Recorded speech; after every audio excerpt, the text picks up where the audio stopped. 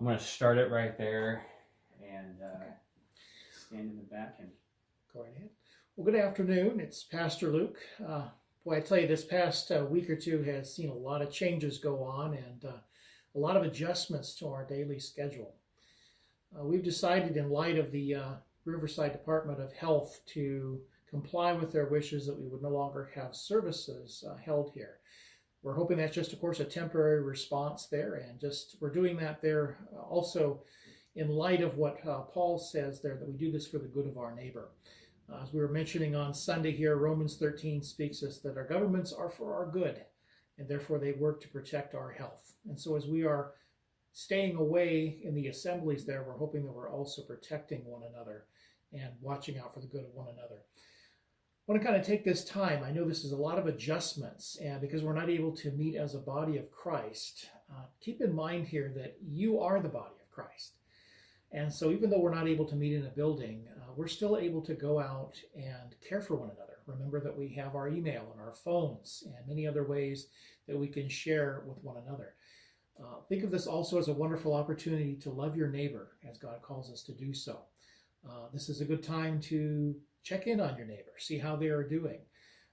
Maybe they need a gift basket of some toilet paper or sanitation wipes, and maybe that might be a good time to be able to bring those to them. Remember also that in this here we are representing Jesus to the world. He has everything under control. He's promised that he will be with us even in the midst of all of these changes. And so love one another, care for one another. To that end, we do want to let people know that we are still planning on having services there. We're going to be doing that through an online platform there, and we'll be making adjustments as we go, so we'll have to update things here and there. But we want to enable there to be a time for us to still worship together.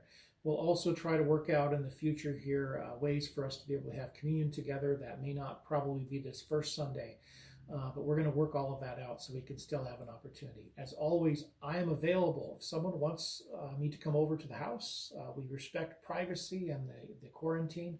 But if you need the love of Christ, call and we will be there. Also, we want to let you know that St. John's is also available if you have people that are in need or neighbors or family there. This is the wonderful opportunity. I just want to leave you lastly here with this sort of a thought. We tend to think in this kind of a situation, why is this happening? But I think it would be best for us to also consider here more what God is asking us is, what is God doing here? And God is doing a lot of wonderful things. He's enabling us to share our faith. He's enabling us to share our love with one another. And most of all here, he's reminding us that he's with us during these difficult times. And so pray for one another, care for one another here.